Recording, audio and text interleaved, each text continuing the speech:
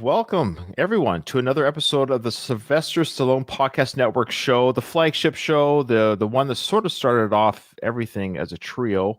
Returning with me, of course. I mean, not returning with me. Let me rephrase that. I will never do this show unless Craig and Doug are joining the three of us doing this together. There's been times Craig's like, no, you guys go ahead and do it, or Doug said, no. It will never happen. So it's been 6 months, folks, since our last time we've done one of these episodes. Spy Kids 3 was the last one we did.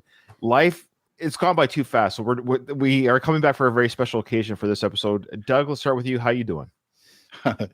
I'm doing good. I'm on borrowed time because I got a sleeping baby right now. So We'll see. All right. We'll see how this goes. I understand. If you got to tap out, you got to tap out. So we'll get right down to it. Before you get to Craig, I almost had to implore you guys to go on without me because my daughter's sick. She was up all hours of the night with a fever and everything. No. So, and I was going to beg you guys to do this without me. No. Yeah, because I wasn't going to watch this horse shit again. You're going down with the armored car in the river, man. Spoiler alert! Okay, Craig, how you doing, brother? On this beautiful Las Vegas morning, how you doing over there? Looking good. Thank you. I wish we were getting together under better circumstances, but it's always a thrill to sit down with the two of you. Was this a funeral or something? What's going on? What are you talking about? Ryan, not to spoil the mood here, but this movie made me really sort of think my Stallone fandom.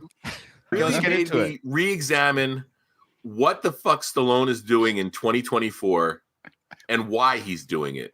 That's the most important thing, is the why. We've reached a new, I don't even know what to call it. It's not a low.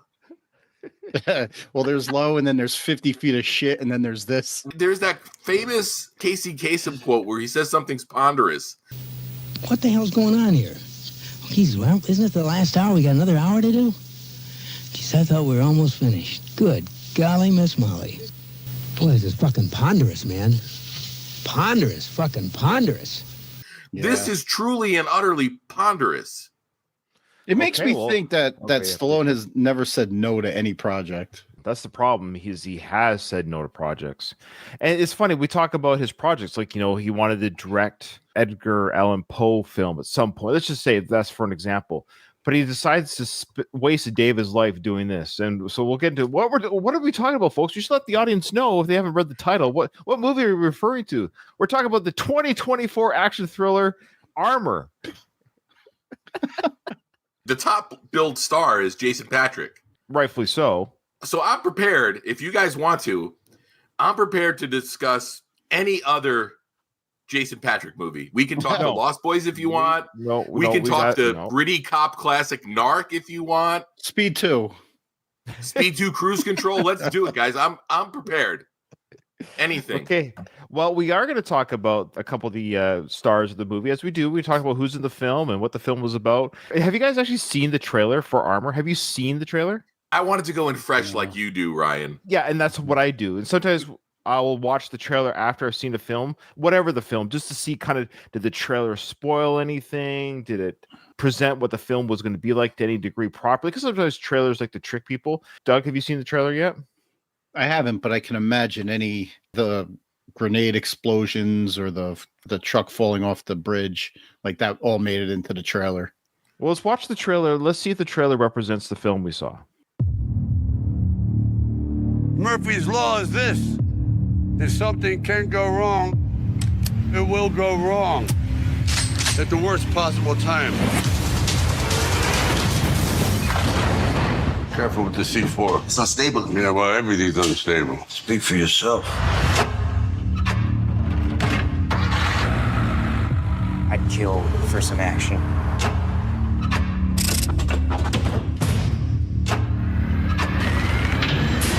The best action is no action.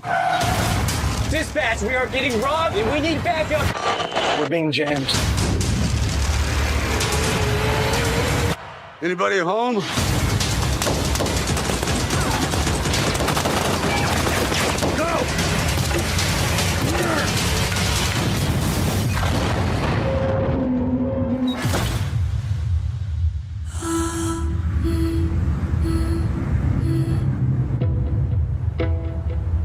waste time. You come out now, and we'll get you to a hospital. We open the doors, we're dead. Be smart. That's not your money. You didn't do this plan to keep 2 witnesses alive. And if you could blow these doors open, you wouldn't be here negotiating with me. Bad choice.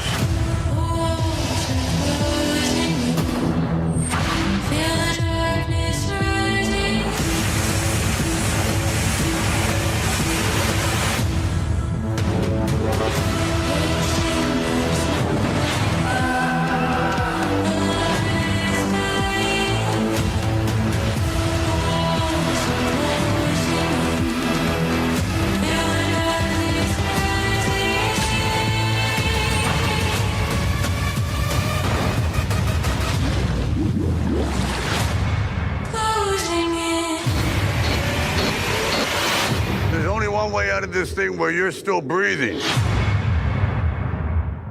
I was pretty right. It's a good trailer.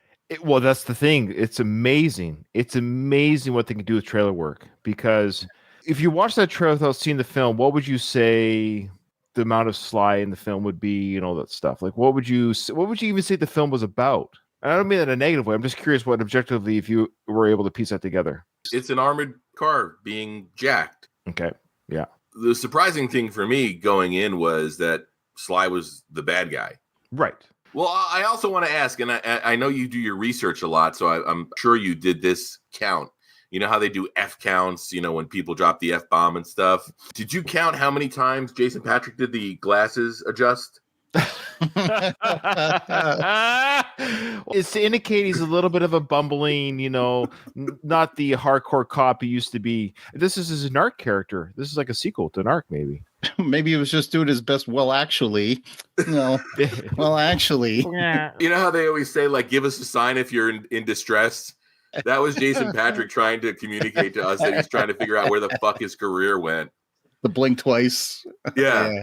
When's the last time you saw a Jason Patric film? He's one of those actors where, when he's in a film, it never bothers me. I'm like, oh, it's Jason Patric, cool. But I've never gone to see Jason Patric film. I don't go out of my way to see. But if he's in a film that I'm seeing, it's never a problem. And ironically, it's the same here, meaning he was maybe the only brightish spot in this cluster F of a film where he was like, whatever he was given with the script that he was given, he wasn't bad. He was in a bad film, but he was serviceable at the very least. Why? That's the question. What is the why? And I find this discussion is maybe what we'll focus on because we don't need to go in the plot. We saw the plot with it's a father-son. They get trapped in an armored car. It's a heist. Heist gone wrong. They all make it out in the end. End of story. I mean, that's kind of what happens. But the question is, what is really going on? And I don't know if we can answer that, but do you want to speculate? What is really happening here behind the scenes? Well, first of all, the last Jason Patric movie I recall seeing is probably 10 years ago at this point, a movie called The Losers, which I'd much rather be talking about right now. It's we can't. I'm sorry. It's Negan from The Walking Dead. I forgot that guy's name. Yeah, Jeffrey. And Zoe Saldana, Idris Elba. Chris Evans is in it too. God, I'm probably going to go watch that after we're done. This is funny because Sean Malloy from the network, he does the Dolph Lundgren show. He's talked a lot about these Randall Emmett productions. Randall Emmett produced this movie. That's right.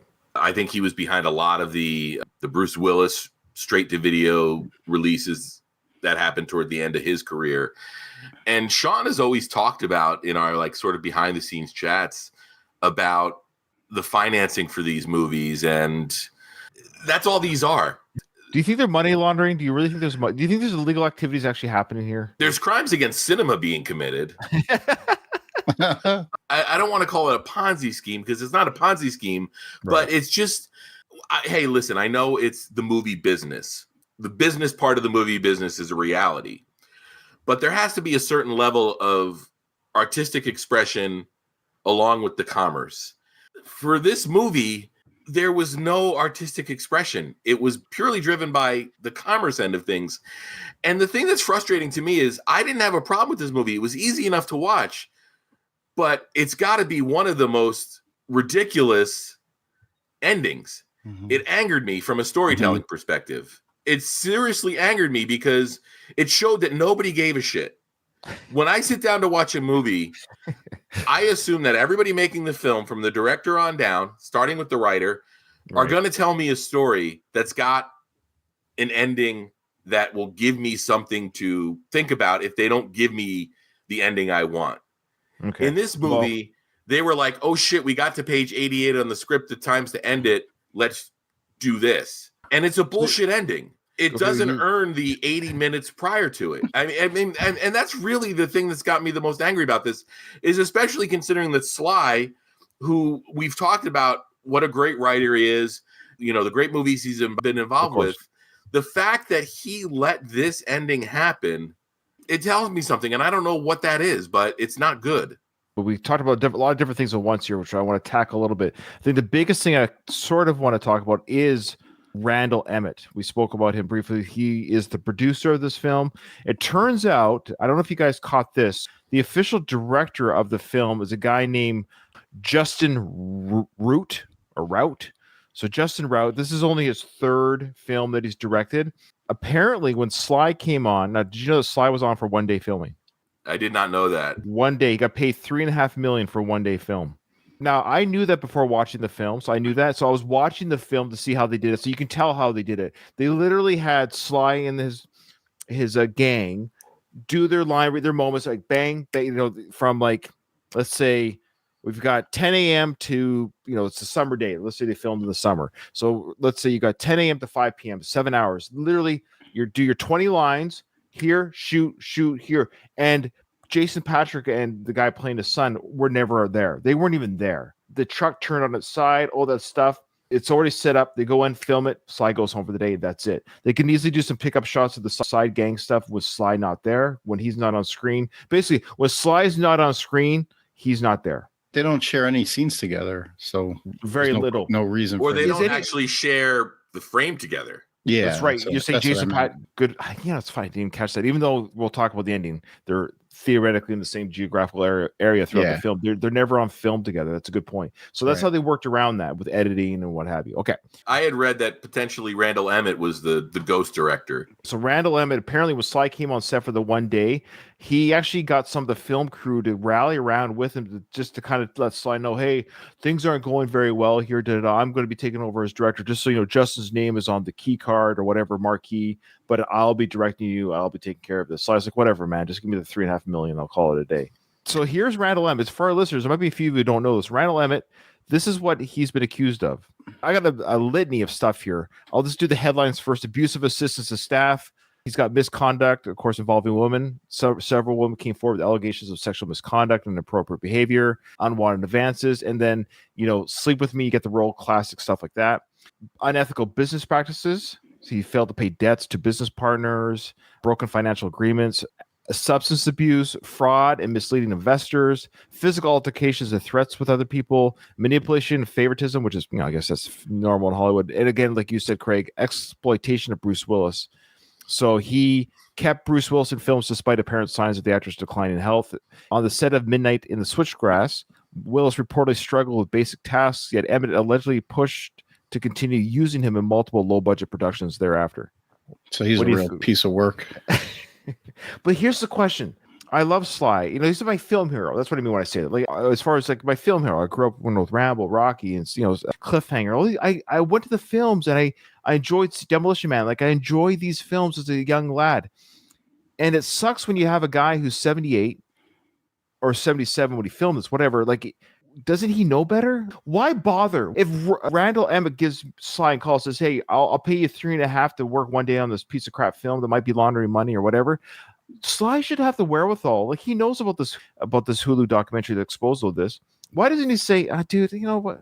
Keep your money, you piece of shit. Like, you know what I'm saying? But like, why doesn't that happen? Yeah, he's worth $500 million, right? Like, what is $3 million? Pocket change? I mean, where's his agent? I mean, does he have an active agent anymore? That's actually, I assume not. I mean, this is akin to like Bela Lugosi doing Plan 9 from Outer Space.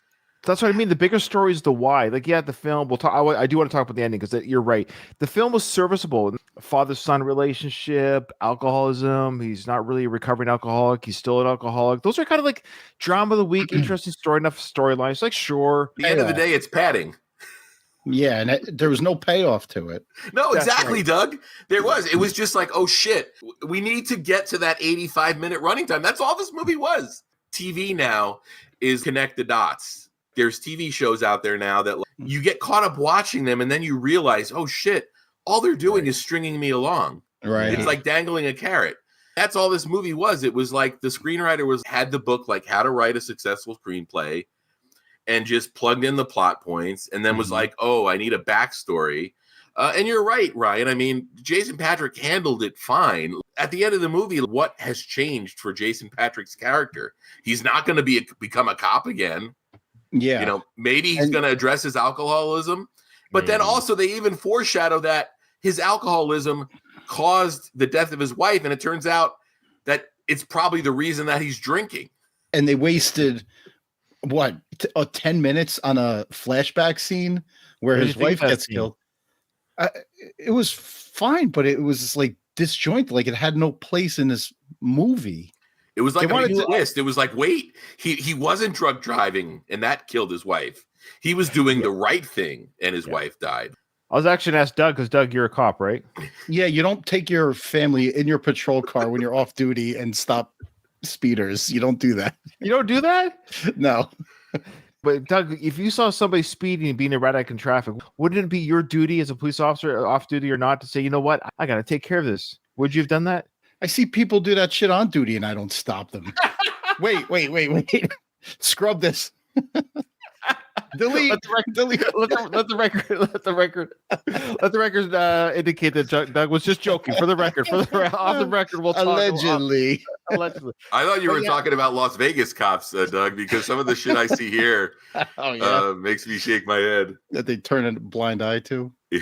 I've never, getting back to Sly. Oh, please. I mean, I'm sure they're out there, but we spend so much time focused on him.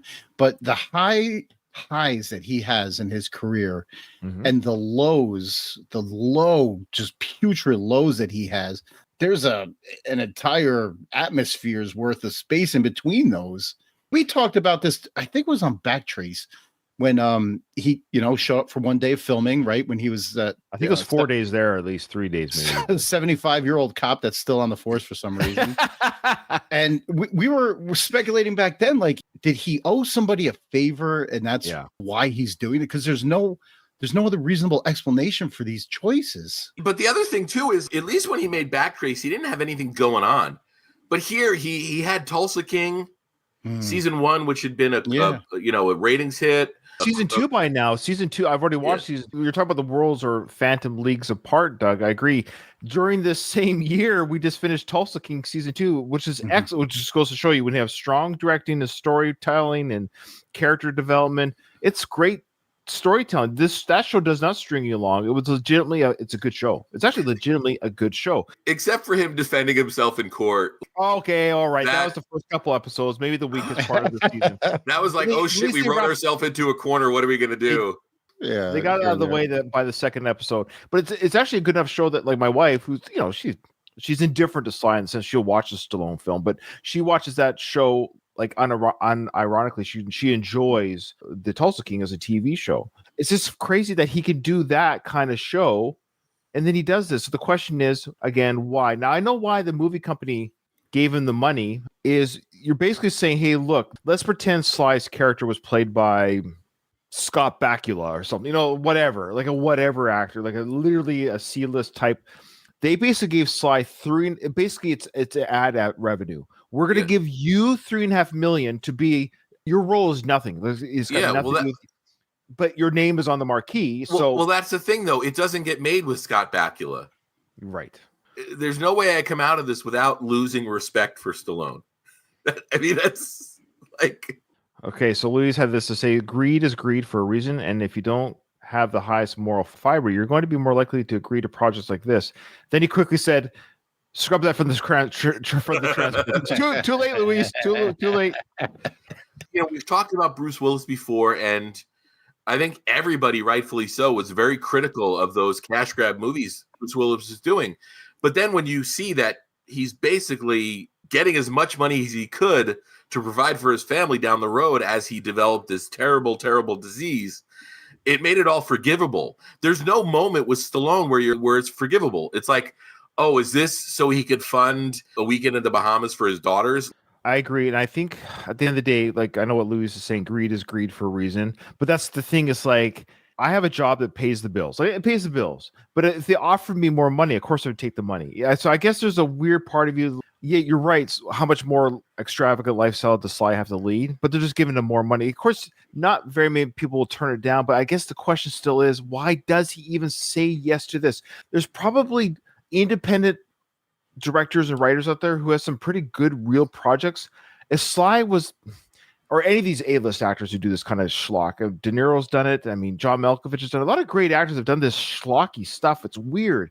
I don't know why they don't just say, you know what, I'm going to give a struggling director, writer a chance and put my name on that, get paid nothing, still shoot for 3 days. Maybe I'm too much of a philanthropist myself, but why don't they do that stuff more? Maybe it is about the money. Maybe they said, like, don't even worry about the script, Sly. Their selling point is this: 1 day work, $3.5 million. Are you? That's what it was. I wonder if he even fucking read the script. Yeah, like he might not even know how the movie ends. Yeah.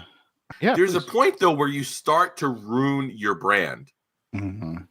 If you pull the rug out from people enough times, they're going to catch wind of it, and they're going to say, well, I'm not falling for this shit again. And I don't know if we'll ever reach that point, because I don't think these movies are getting any attention. If any of us had asked our family, hey, did you see the new Stallone movie? Mm-hmm. If anybody would have known what the fuck we were talking about. Well, that's why he takes a flat paycheck and not points. I don't think a Stallone, Jason Patric title card is going to really draw the crowd.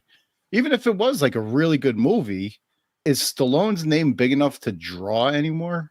It was funny. I went to the YouTube comments for the trailer that we watched at the beginning of this episode, and it's fun to watch the initial, like when the trailer first dropped, like Craig said, it's a decent trailer. We all know, but even by watching the trailer, it's going to be a straight to streaming movie, but it looks serviceable enough. Like, okay, and then I went to the newest comments, and people had now seen the film, and the anger and vitriol that people were now expressing with the newest comments. So the original comments, so the ones that had the most likes or whatever, they were the when the trailer dropped, because it's Stallone. People were like, Stallone's still making action movies in 78. Look at him. I see Stallone's name. I'm there. That was another one, which is all fair. I get it. Those are fair comments. These are fans of Sly. So, Craig, the question is, how long do we keep pulling the football away from Charlie Brown before people are going to be like, enough of this? Now, our podcast will continue till we die or till Sly dies, because, he's got 7 more projects coming up that we're going to have to get to.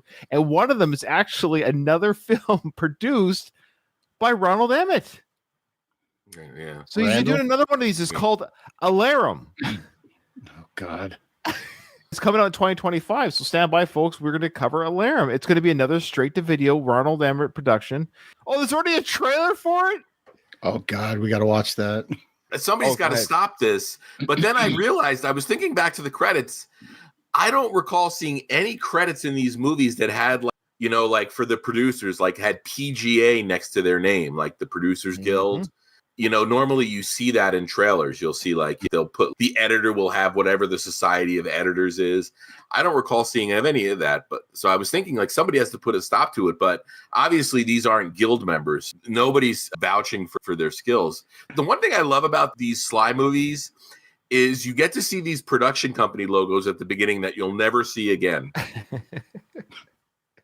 No, there was like 10 of them. Yeah, and they're all companies. You're like, this is probably a shell company that was created for whatever guy invested 10% of the budget of the film. Wow, that's a production company graphic you're never going to see again. Do you think he has a deal signed with a production company, like a 7-picture deal?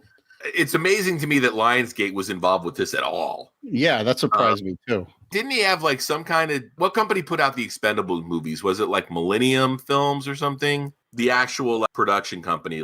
Lionsgate probably handled the distribution. He had some kind of developmental deal, I think, with like Millennium or something. Well, you know how, say, Adam Sandler has his deal with Netflix, right? Where I don't know how many movie deal he has, but it seems like there's a new one coming out every. And yet we don't have a Hubie Halloween sequel yet. WTF? Some of them are crap, but some of them are actually decent films. So I mean, I like the two murder mystery movies. I mean, these throwaway Adam Sandler movies are like Citizen Kane compared to what we're talking about. I wouldn't say they hurt him or his brand. Everybody has these shit shows in their career. Everybody does, but they're not so offensive to the fans or the viewers like Sly's lows are. With Adam Sandler, it might be a lame excuse, but you can forgive it because he's like, I've got a crew I like working with. I have other actors I like working with. This is just a chance for us to get together for 2 to 3 months and have fun. Right. Whereas this was not Sly saying, oh, I want to get a crew together and a group of actors and have fun on location. It was one day of shooting, like Ryan said. So you can't even have that throwaway argument. That shows with the lack of chemistry between him and any of the co-actors. I'm not going to call them stars. The one dude, the crazy guy who's supposed to know him for years or 20 years. 12 years. A dozen years. There's nothing between them. I love how they try to build a little bit of mythology that we've been together for 12 years and this is the first time this kind of stuff has gone down. Like they've been heisting armored cars for 12 years, at least as a team. This crew is a little bit crazy, and he's the one that goes, he had the crazy eyes the whole movie. Yeah, I meant to look that guy up because he was the only other guy aside from Sly and Jason Patric that I was like, I've seen that dude in another movie. You have seen it before. You'll recognize his filmography. They'll go, oh, he's there. He was in Thin Red Line, which is one of my favorite films of all time, and he had the same goofy expression that whole film too. He's just looking scared and weird the whole time. That might be his thing, to look weird and scary. But I just wanted to put a pin on Alarum. So have you guys ever want to see Eastwood and Stallone in the same film? Well, we almost get that. Scott Eastwood and Sylvester Stallone will be in the movie Alarum. It's about two rogue spies go off grid, marry, and come under attack at the remote cabin hideaway by various intel agencies seeking a stolen hard drive. The trailer is available, but I'm not going to watch the trailer as per Armor. I don't want to be disappointed. I got to go in blind. According to what's new, this is the next one coming out in 2025. The now, trailer's already out. Clint can't pick up the phone and call his son and say, you don't do this. I feel like he's not getting the proper work. He's a good-looking guy and a decent actor. No, but you know what? When you do shit like this, you're not going to get the proper work. Like your phone's going to stop ringing for serious work. It's spitting an image of his dad in many ways. And like I say, he's a good looking guy, but I don't know why he was in Fast X was his last film. Which, I mean, that's a big budget. That's one of the biggest franchises currently going. I don't even remember him from Fast X. He played Little Nobody was his character's name. I don't know. Yeah. If you read that synopsis, these films are ones that they're great elevator pitch movies. It's like, oh, a married couple at a remote location. It's a one location film again. This was a one location film, really. The armored car. The money people are like, oh, we need the armored car set. Or here they're going to be like, oh, we need the cabin set. And that's it. He's got a lot of stuff in pre-production, but IMDb likes to do anything, even if an actor even mentions it in an interview, they like to throw it in there. But the one that looks like it really is in pre-production is this one. Looks maybe hopeful. I'm hopeful. It's called The Epiphany. It's a Philadelphia detective. Boy, Stallone does not retire. Even his on-screen characters don't retire. Can you imagine an 80-year-old detective, Doug, in your business? Is that possible? No, they're forced out at 65. Forced out. The state of New Jersey says you cannot work past the age of 65. Look, I love Sly, but you can't keep saying you're 65 for you're 78. You know, God. Like he looks good for 78. Like I'm not saying that. I'm just saying now he's still like you're pushing it for 65. There's a point where your voice starts to give you away too, and Sly has reached that point. There was like points in this movie where you hear him talking, and you're like he's trying to hold his teeth in. Yeah, he's holding his teeth in, holding his hair in. Okay, so a Philadelphia detective is forced to deal with his unsettled past with the Catholic Church when he investigates a serial killer who is targeting its members who are linked to a local scandal. This sounds like a snooze fest. Yeah, it sounds like a non-mythical Arnold movie. End of Days. End of Days, yeah. We're no longer making the comparisons between Sly and Arnold here. Arnold has never stooped to this level. Did he have some bad ones? What was that TV show he did on Netflix that was not really... That was a bad Netflix show. But he obviously showed up to do it. He didn't spend one day on the set of Gunther. We're reaching like Steven Seagal levels here with Stallone. Actually, it's funny that you say that. When I was watching the trailer, I mean, we just watched the film, but when I was watching the trailer to Armor, when he would have showed Sly pointing the gun there to kill the bad guy at the end from the bridge, which is an incredible shot, by the way. He looked kind of Steven Seagal-ish. You know what I mean? It kind of reminded me of like, I'm not really fighting. I don't have to do anything. I'm just holding the gun and pretending to shoot. It was kind of sad. It was kind of sad. He should have gone the Clint Eastwood route. Speaking of Eastwood, he should have gone just direct. That's why Clint can still kind of make, whether it's a decent enough movie or here or there. But I think Sly does have a good eye for direction. I think he has a good eye for like proper storytelling if he wants to. I don't know why he doesn't go behind the director's chair and say, you know what? Why doesn't he direct these films? Well, here it is. In the chat, Louis mentioned greed. Another word we need to use with Sly is ego, which I think is even bigger than the greed portion of this, and it's ego. Obviously there was a point in Clint Eastwood's career where his awareness and his lack of ego, maybe, or his awareness of where he was, convinced him to do this pivot. Whereas Stallone and his ego still need that spotlight. It's filling some kind of void somewhere. If you're under the spotlight for 50 plus years, it's really hard to let go of. I mean, athletes go through it. There's a point where Mike Piazza goes and opens a car dealership because nobody's going to let him play baseball anymore. In Hollywood, we don't have that. Hey guys, I'm sorry. The baby's up and crying. I got to run. Oh, okay. Shit. All right. So I'm sorry to bail out, but at least I got some solid thoughts out. We're not going to be much longer. We knew this one to be a long episode. Oh, good. All right, brothers. Thanks a lot, man. I'll see you guys. Happy New Year. All right. Happy New Year. You too, guys. We held on to Doug as long as we could. I actually knew this wouldn't be the longest episode. So, let's talk about the plot. Then I'll give my final thoughts regarding Stallone's career. The plot, basically, long story short, guys, is you have a father-son who work together doing the car armor. So they go to the banks, put the stuff in. It's the mail service. And I think it's a good way of describing it. It was described that way in the film, which is a decent description. Basically, the post service for valuable stuff. People carrying the stuff don't know what's in there. That's part of the mystery. We don't know what we're carrying. There was something that wasn't on the ledger, but they were carrying it. So we're led to believe it could be plutonium or nuclear weapon. We don't know, but it's just gold.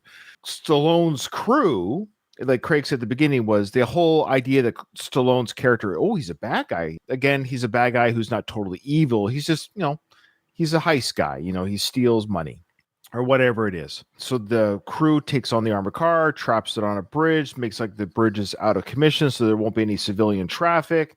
All they had to do was get out of the armored car, let them walk away with their wares. But Jason Patric's character and his son knew, look, you don't want witnesses. We're going to be dead. So they fight for their lives, and they end up surviving by the end of the film through some sort of chain of events. Who was that one actor you were going to... It was the guy with the crazy eye guy, the redheaded guy. You said we'd probably know him from something. Well, that's what I recognized. It was Thin Red Line. Oh, right. Okay. Yeah, he was in other stuff as well, but the one that I did recognize him from was Thin Red Line. You know what? In that plot rundown you just did, it answered one of my questions. Okay. I didn't put together until you just said it that they had set up that barricade that that the armored car crashes through to cut off the bridge. Because I was like, why aren't there people coming to this bridge? But at the same time, why do the cops come at the end? I don't know. Is there a sensor on the bridge that if something falls off the bridge, the cops are notified? First of all, I mean, the armored car is off the grid for hours. At no point did anybody say, hey, we've got one of our trucks that is supposed to be at point A and it hasn't shown up yet. I mean, I assume those trucks have trackers. Plot holes of this film are immense. Well, and I'm all for suspending disbelief and allowing a plot to roll out to justify the movie. But like here, why didn't they just pick their drop-off point and be like, okay, we take them at the drop-off? Yeah, they were going somewhere. It was a case of gold coins. It's easy enough that when they're coming out of the truck with the case of gold coins, how many movies have we seen where like the armored car guys get held up when they're unloading? Yeah, you're right. They could have easily just, wherever it was being delivered, knocked them out with tear gas or whatever. They could have just tear gassed the two guys. They weren't wearing gas masks, grabbed the loot and run away. How about this? So when they pick up this load, they're supposed to be picking up three cases, right? Right. And Jason Patric's really like, he's a stickler for it. He's like, hey, there's an extra case here that's not on the paperwork. And the guy's like, just take it anyway. If they're not keeping track of this extra case, why didn't the guy just put it in the back of his car at the end of his shift? Like, there's no way to track this. Yeah, that's right. If Jason Patric's character doesn't need that extra case, why doesn't the bank guy just say, fine? It's not on the paperwork, so it's not even like they can file an insurance claim or whatever they're planning to do. Put it on a luggage cart and roll it out to your car. Literally, Stallone's character could have walked into the bank and walked out with the case. Nobody would have batted an eye. Would you have stopped anyone leaving the bank with a case in their hand? Because then you can't call the film armor, Craig. Why add that line into the movie, though? There was no reason for it. Like, if anything, you'd want to be like 4 cases, 4 things are going on the truck. Oh, the original order was 3, but I see now the order's been changed to represent the 4 here. Great, thank you for that. Just a subtle, like, oh, it's been increased last minute. Yeah. I love it. It's almost like they didn't have a proper writer. This is where the money grab comes in. This is where I feel like, look, I'm all for films wanting to make a budget because if you think about it, if a film doesn't make a budget, then that company or that director can't make more films. So if the film's good, we want more Christopher Nolan. We want more Quentin Tarantino because people keep showing up because we like what they're delivering. So you want products to make money because we want more of it. James Bond franchise, whatever it is, people keep showing up because they want more. But these companies are weird. I don't know what it is they're doing. Are they because they're not? No, money? See, that's the thing. It's just like they're making movies for the sake of being able to make another movie. There doesn't seem like anybody woke up that morning, and we talked about like on your Ed Zwick show. Tom Cruise is like, we get to make a movie with enthusiasm. Like, you'll never see Tom Cruise do this kind of shit. He's got a reverence and a respect, and an understanding of the promise you make to your audience when you ask them to buy a ticket. Fabulous point, though, Craig. Here's Tom Cruise saying, no, Top Gun Maverick will be on the big screen. I think during the COVID, they waited. They're like, no. Wait till theaters are open. And it worked. $1 billion+ box office, huge movie. Saved. A lot of people even say it saved cinema. They came out and saved cinema. What I'm trying to say is that these successful big movies is you have people like Tom Cruise or Ryan Reynolds who believes in his character, Deadpool.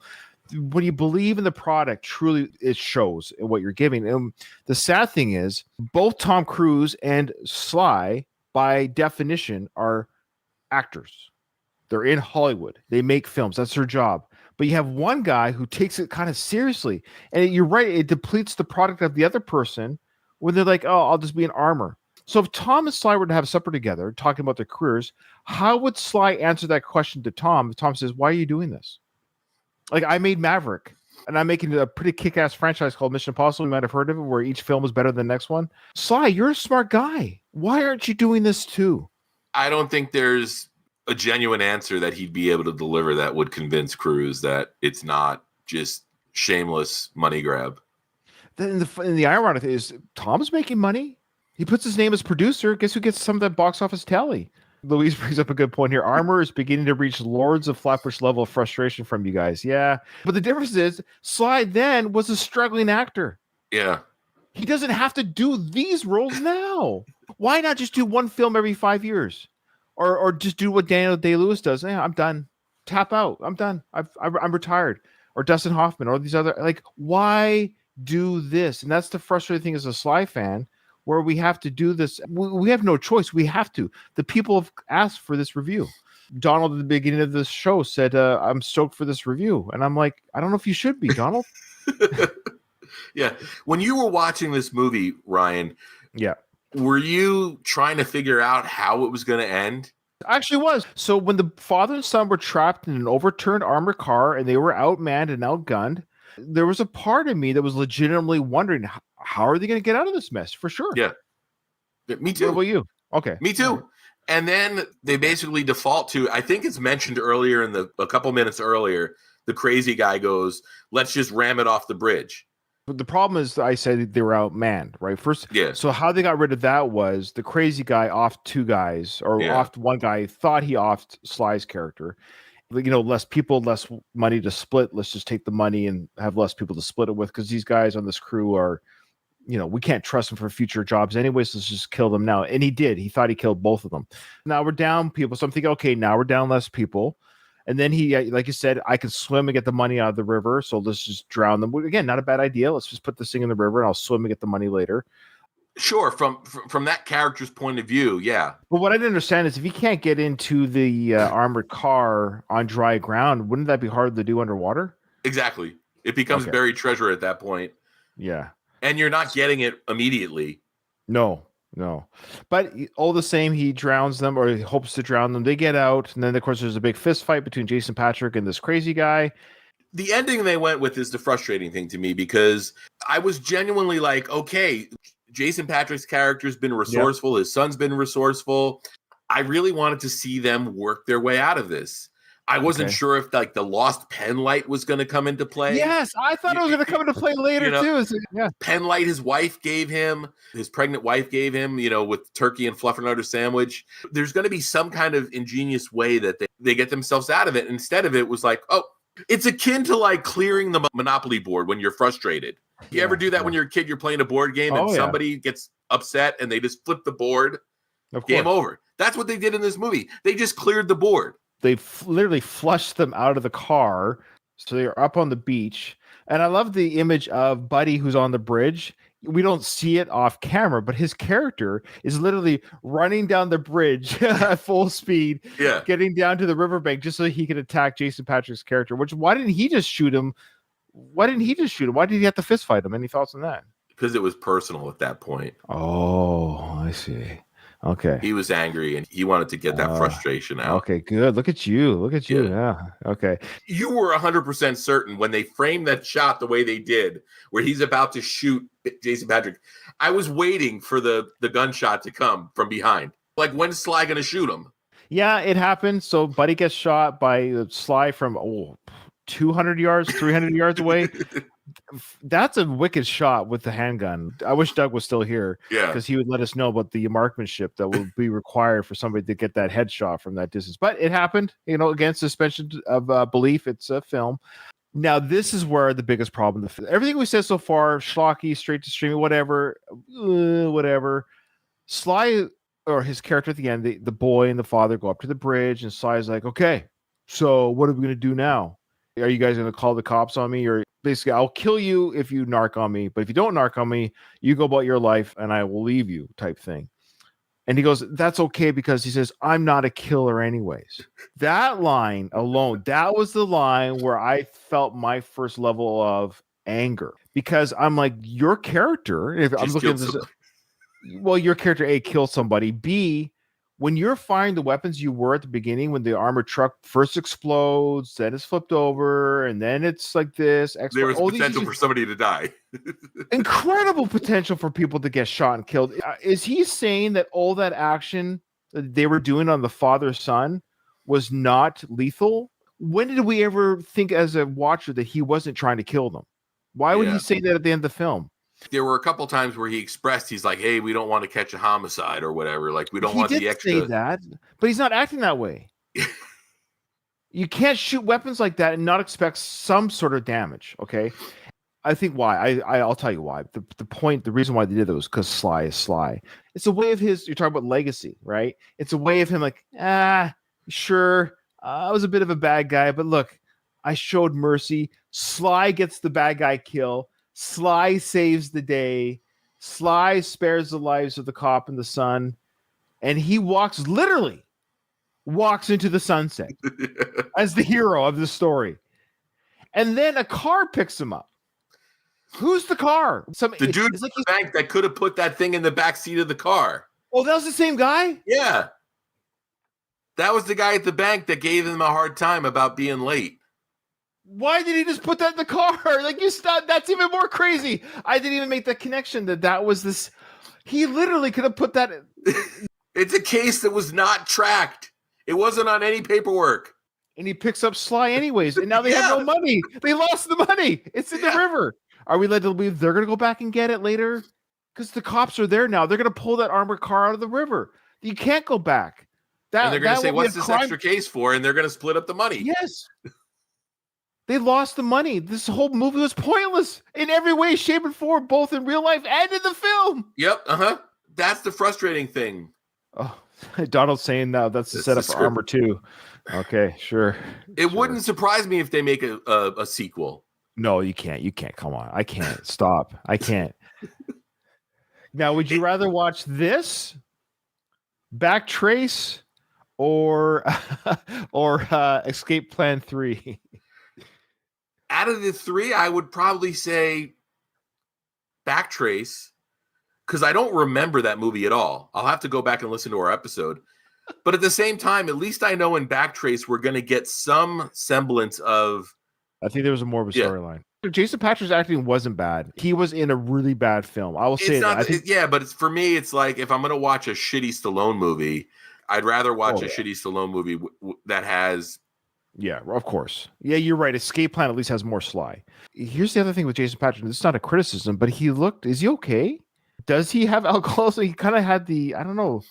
You know who his dad was, right? Dad was Father Karras from The Exorcist. Jason Miller.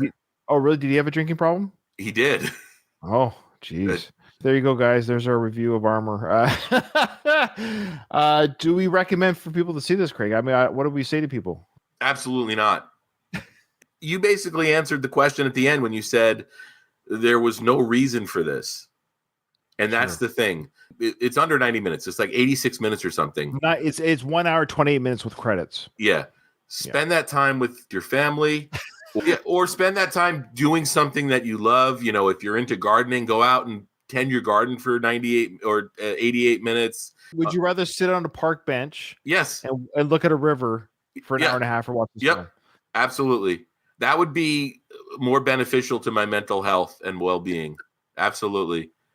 Oh my gosh. I'm serious. Whatever. I know you're serious. That's what makes it. I know. Trust me. I know you're serious. Bake a cake from scratch. There's so many things you can do to make yourself and your soul feel good.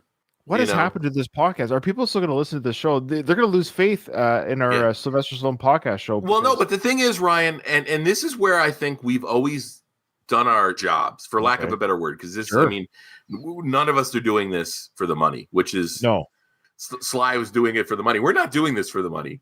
No, we're doing this for the love of film, and getting together with friends. The one thing that we can say is, as fans, and I know fan is short for fanatic, but you don't have to blindly worship the actor, the sports team, the musician that you're a fan of. No, there's going to be things you don't like, and there's going to be things that obviously aren't good. Art's subjective, but there's are certain things that aren't subjective. When it's obvious that something's not good, if you don't call it out as a fan, then you lose your credibility. I've listened to some podcasts where a certain actor or whoever can never do any wrong, and that's not an engaging conversation. So speaking of which, as far as new movies go that he's more or less starred in, we're kind of caught up. We're not going to do Guardians of the Galaxy. He did a small role in that. That's not enough for me. He did King Shark voice work in Suicide Squad. Again, it was a fun film. It's a good film. He did voice work for a CGI character. It's not really, what do you say about that?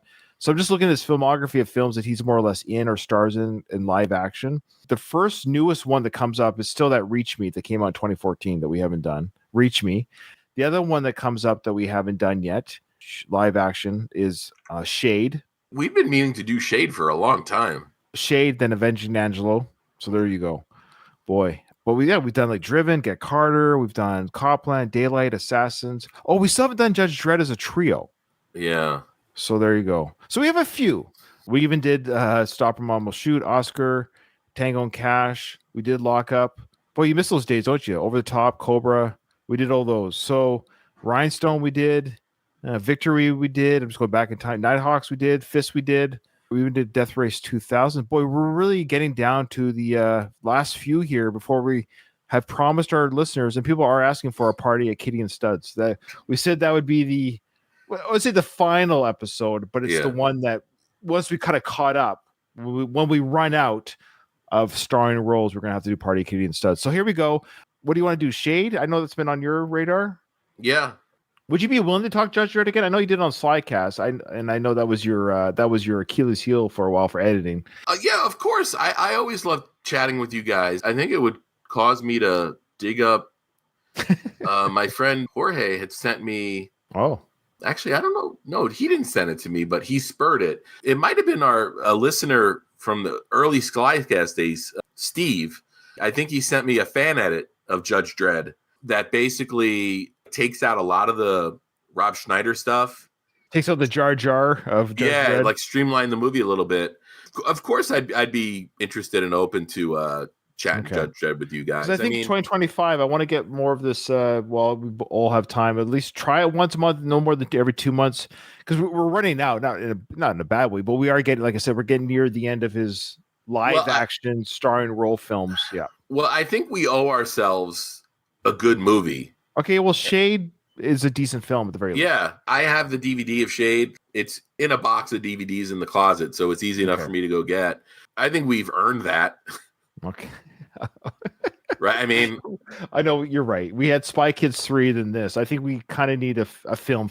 Yeah. All right. Settled. Okay, so thanks everyone who stuck with us to the very end. We were able to eke out just under an hour of armor talk. I don't know if any other podcast has given quite the review that we've given it. If any other podcast or review show has given it more than we gave it, they're lying. All right, Kay, anything else you want to plug there? Your Brian De Palma podcast or anything? Yeah, I mean, if you haven't checked it out, you enjoy hearing my voice. Brian and Doug have both guested on the De Palma show I do. It's called The Goat, a Brian De Palma fan podcast. Every episode, we talk a movie and a particular key scene or sequence from that movie to sort of illustrate why Brian De Palma is America's greatest living director. Thanks, everyone. Thanks for watching, and we'll see you on the next episode.